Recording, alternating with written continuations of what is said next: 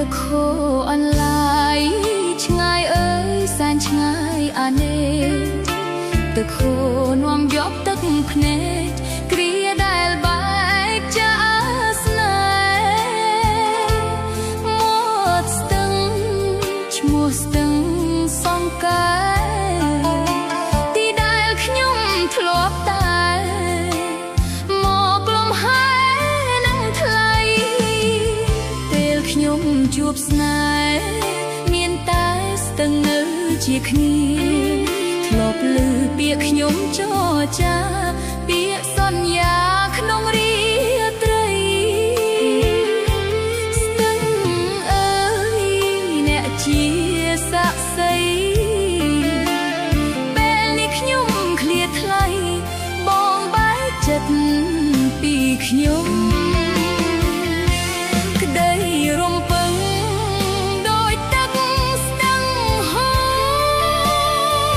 រខ្យល់ធ្ងរដោយសូរសំឡេងក្រៀមក្រំ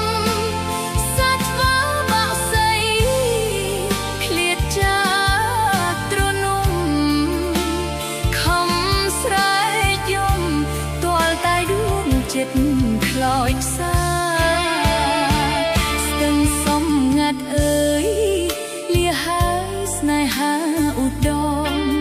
បើសិនអ្នកដឹងរឿងខ្ញុំសូមលាក់ទុកក្នុងអោរាសូមស្ទឹងកុំប្រាប់អ្នកណាធ្វើមិនได้ខ្ញុំមានពីបានជាស្នេហាបាត់បង់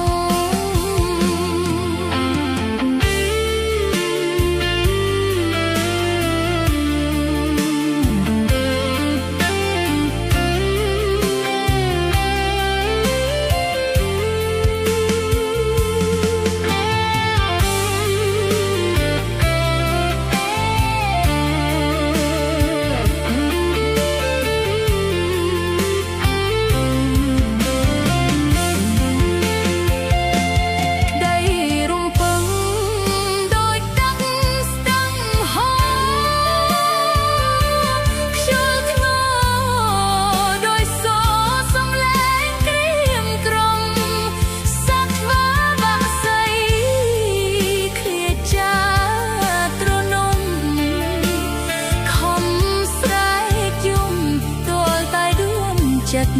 ខ្លោចផ្សាស្ទឹងសំងាត់អើយលាហើយស្នេហាឧត្តមបើសិនអ្នកដឹងរឿងខ្ញុំសូមលាក់ទុកក្នុងអោរាសូមស្ទឹងកុំប្រាប់អ្នកណាធ្វើមិនได้ខ្ញុំមានពីបានជាស្នេហាបាត់បង់